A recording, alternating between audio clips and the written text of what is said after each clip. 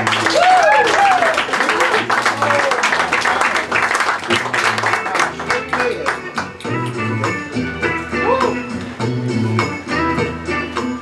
right, we're back on the Greg Show. That was Isaac Hayes with Hung Up on My Baby. Good song if I ever heard one. And I've heard them all, baby, yeah. So we're in the middle of another episode of the Greg Show, and if you're still tuning in, I want to congratulate you on surviving this long and owning a CB radio, because how else would you be listening to the show, really? Like I say, we're in the middle of another episode of the Greg Show. It's a very special episode. Tonight, ladies and gentlemen, I want to talk about a good man. One of the bravest son of a bitches I ever knew. A badass by the name of Johnny. And as you know, if you've tuned into the Greg Show before, Johnny was my roommate before the war. Yeah, when we heard the bombs falling on New York, we decided to come down here in the basement and just settle in and see what happened next. That was what? 10 days ago? So this is the 10th episode of the Greg Show. How about that? That's great. We're making progress. I know I wasn't good at first. I was saying shit like, oh, can you help me? Or please respond if you can hear me. But I evened things out. I got a little more comfortable. Yes, I did. Yes, I did. Anyways, back to Johnny. He was my roommate before the war, and he was my roommate down here. And he was a badass before the war. And he was a badass down here. And something came between us, ladies and gentlemen. Something that I wish I could take back. But I can't do it now. See, the first night down here was one of the hardest nights of my life. We could hear explosions everywhere, and we just talked to each other all night. We really opened up to each other. I told Johnny things that I never told another human being. Like the fact that I cried during the movie Dying Young. I mean, I cried during, it was really a preview for the movie Dying Young. Look, when I found out that he was dying and that he was young. Oh, grandboy. So Johnny crossed the line, ladies and gents. He crossed the line, he told me something that I couldn't believe. You see, ladies and gents, Johnny told me that he was a Scientologist.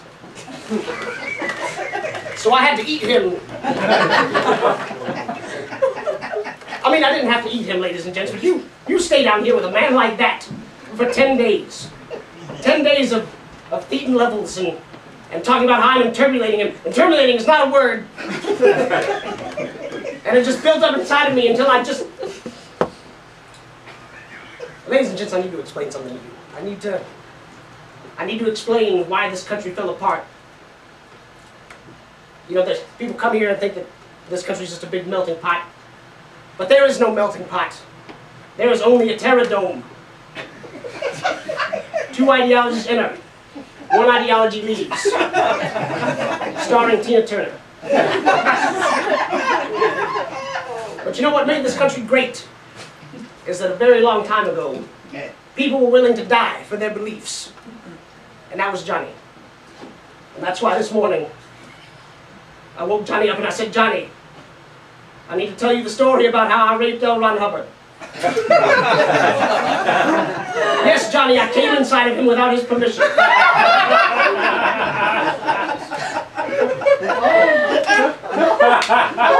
I shouldn't have said it.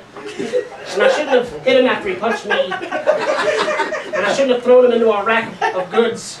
And I shouldn't have pelted him with a bunch of cans. And I shouldn't have crushed his skull with the record player. You know, I don't want to get off on a tangent, but I'm surprised the record player still works. I mean, I threw it downward really hard. And not a scratch on it. Very sturdy. Anyways, I cut off his arms and legs and head, and I roasted him in the fire, and I ate some of his leg an hour ago, and that's the story of Johnny the Badass. One of the bravest men I ever knew. And now he's inside me. With my permission. Well,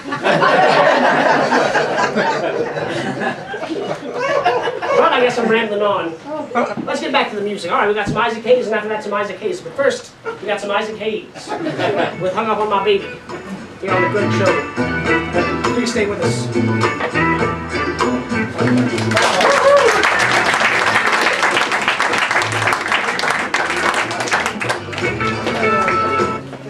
Guys, wait up. Suddenly, Dr. Heiberg found himself left behind by his sketch compatriots. Indeed, the sketch itself had left him behind. What does that mean? He was trapped. Trapped in a world between sketches. But this was not a world of complete darkness, no. This world was filled with the comedy damned. The refuse of every sketch that has come before. And around him they spun. The crazy waitress. I wish I knew how to quit you. What? The desperate woman at the DMV. I'll give you a license to drive a tank just for a kiss. No. But the list goes on. The inappropriate sick person at the doctor. I wish I knew how to quit you.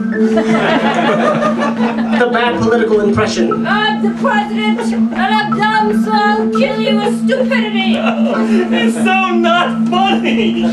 But wait, Dr. Heiberg grabs onto a stray set piece and quickly finds himself spiraling into a working sketch. But will it be good? No.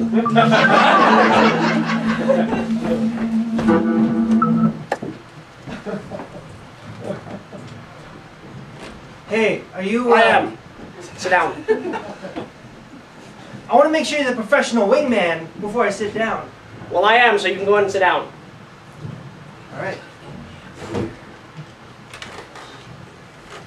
Oh, of course. You're a hot man, aren't you? I guess. A hot young man making the scene. Okay. Huh? Huh? Huh? Maybe. Yeah. So, you gonna tell me about her or not? All right. All right. Well, I met this girl at work, right? Uh-huh. Gorgeous redhead. You know, Uh-huh.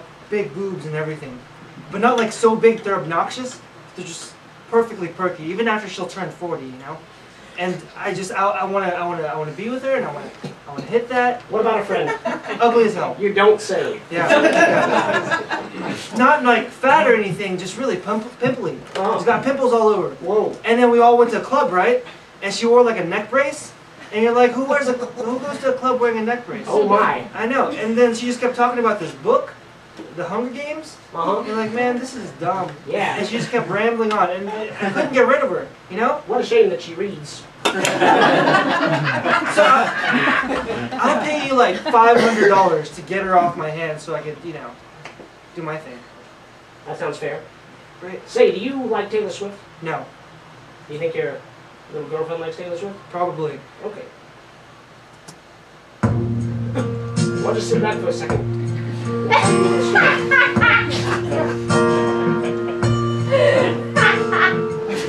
So a guy comes in 6 months ago, a prospective client.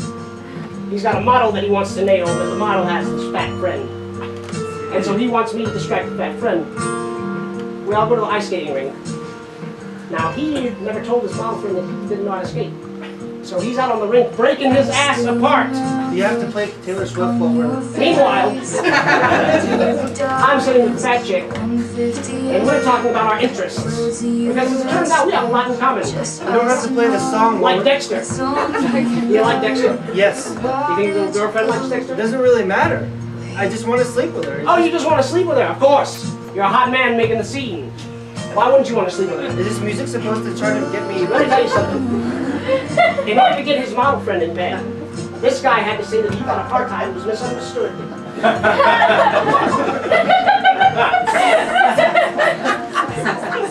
Meanwhile, I'm having sex with the fat chick in a room full of Nintendo memorabilia all night long.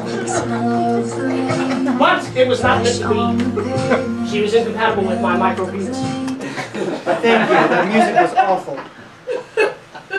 I don't understand why... Are you just trying to talk me out of this? This is ridiculous. Look, I'm not trying to talk you everything. I'm trying to tell you that you'll have to sacrifice a lot of dignity to sleep with these hot women. I've slept with dozens of incredibly unattractive women. Good for you. But I never lost my soul.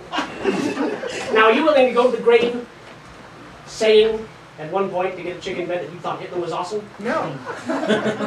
What is Hitler being awesome having? He's not even It awesome. doesn't matter. You'll have to say it to get laid. Say it. Say you thought Hitler was awesome. No. Say you thought he was I'm awesome. not going to say Say you Hitler. love Hitler. You love his mustache. You want to kiss him. Oh, you're crazy, man. This Oh, is I'm weird. crazy. Yeah, I'm you're crazy. nuts. I did it with a woman in a tub full of Jello pudding. Yum yum.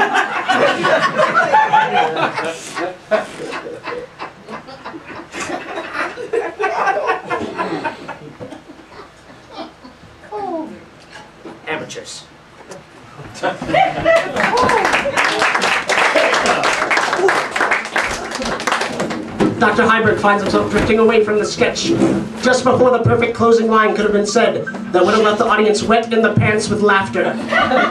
He grabs another set piece. Will this sketch be the sketch that takes him home?